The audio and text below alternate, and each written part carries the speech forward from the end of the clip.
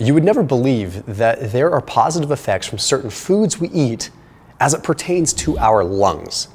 That's wild. And I'm not talking about like consuming something menthol related that's going to allow you to like breathe better. I'm talking about a real systemic change that can potentially make it so that your lungs are working better. There are foods that are good for your lungs. The first one I want to talk about is pumpkin. Now this sounds weird. You're thinking, okay, what the heck could pumpkin be? It's not the pumpkin itself per se, it's the carotenoids that are in pumpkin. Pumpkin is one of these foods that just has a plethora of different carotenoids. Now, it is fairly heavily documented, believe it or not, that high levels of circulating carotenoids are associated with better lung function. This is really, really cool. It has to do with a couple of different things, but I want to reference a longitudinal study that took a look at a 20-year breakdown of people that were consuming high amounts of carotenoids. Very interesting. So this was published in the American Journal of Clinical Nutrition. It took a look at two different things, okay? One thing that is called forced vital capacity. Here on out, I'm going to refer to it as FVC because it's going to come up a couple more times. Forced vital capacity is how much you can forcefully exhale after taking a deep breath. So take a big deep breath and then forcefully exhale. How quickly and how much air can you exhale? The other one is forced expiratory volume, or FEV. Now it's going to come up a lot too. Okay, so FEV is how much air you can blow out in the first 1 second of a forced exhale. So what they did is they looked at subjects over the course of 2 years, 5 years, 10 years, and 20 years. And they saw that the higher level of carotenoid intake and circulating carotenoids ended up correlating to slower lung decline. Okay, so they were having just their lungs maintained their integrity for a longer period of time. Okay, so eating foods that are rich in carotenoids is definitely a good way to go. So things like pumpkin, things like tomatoes, things like that. We'll come back to that in a little bit. Now let's jump to another one, which is really interesting.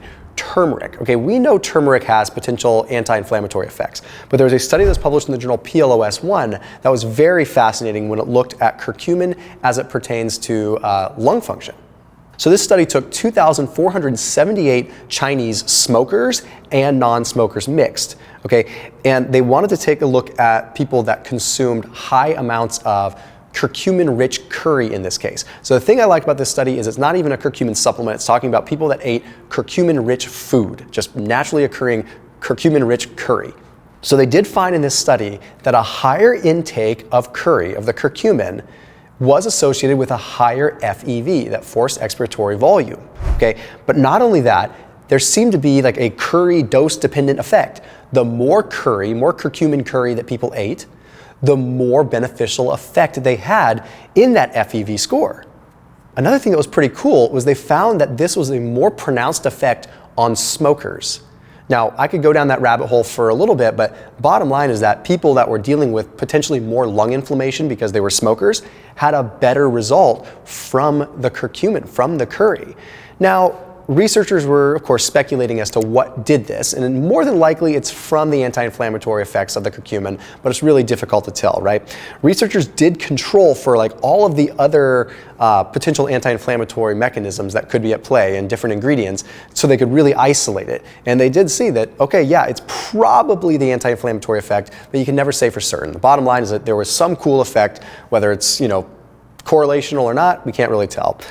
But then we look at another study that took a look at omega-3s, which we all know have a pretty powerful anti-inflammatory effect when they're in the diet. And this is pretty interesting because this was published in the American Thoracic Society.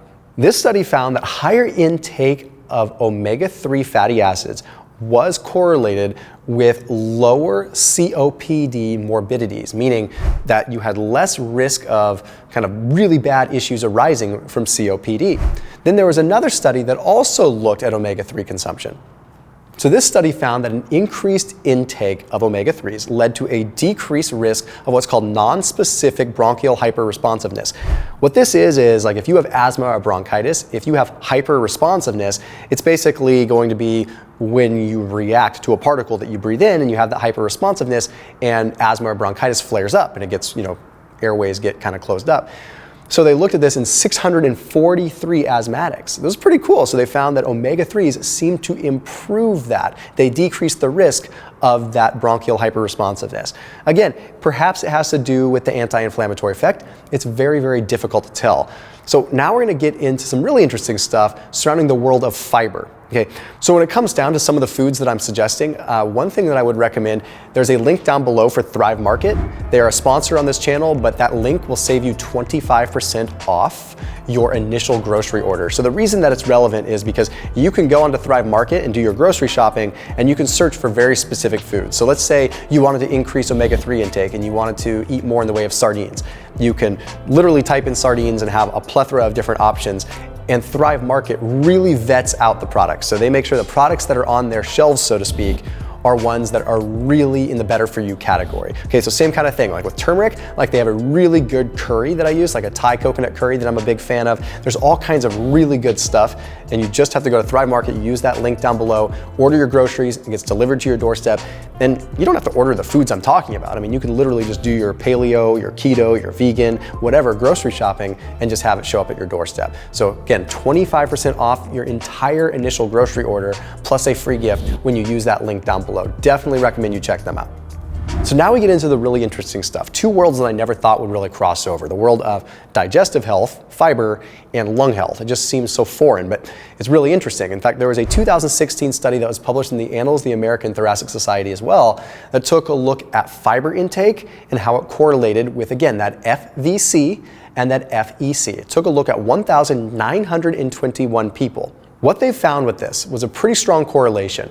The top 25% of people that had the most fiber intake, so the top 25% fiber intake, ended up having 82 and 129 milliliters more on their FCV score and their FEV score compared to those that were in the bottom tertile of fiber consumption. So those that consumed in the top 25% in terms of fiber intake really had much better lung function than those that didn't consume a lot of fiber at the bottom. They also found there was less airway restriction. So really some fascinating stuff that's going on there. But me being the mechanistic kind of guy that I am, I wanted to say, like, okay, well, what's the mechanism here? What's going on? Well, if you look at the data within that study, you could also see that C-reactive protein levels were lower. C-reactive protein is an indicator of just chronic inflammation. So when CRP is lower in those that had high amounts of fiber, you can elucidate that, okay, well, maybe fiber is playing a role here in terms of modulating inflammation a little bit. There was a study that was published in the journal Thorax that took a look at C-reactive protein and that it was inversely correlated with lung function. So when CRP was high, lung function was not as good. When CRP was low, lung function was better. Pretty interesting. Again, correlation, not causation, but it lines up with some of the other correlated outcomes that we found with these other studies. That, inflammation probably does play a role, especially when it comes down to airway restriction. There's another interesting piece that we have to look at, and that is the relationship between two different strains of bacteria called Firmicutes and Bacteroidetes.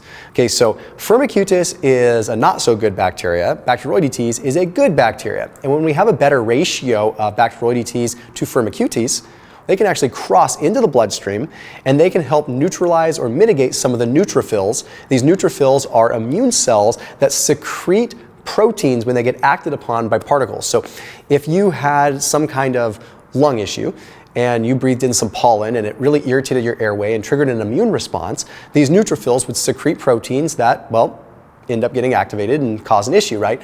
So in this particular case, by having a better, more balanced gut microbiome, there's some interesting evidence that it could play a role in mitigating that. So very interesting stuff.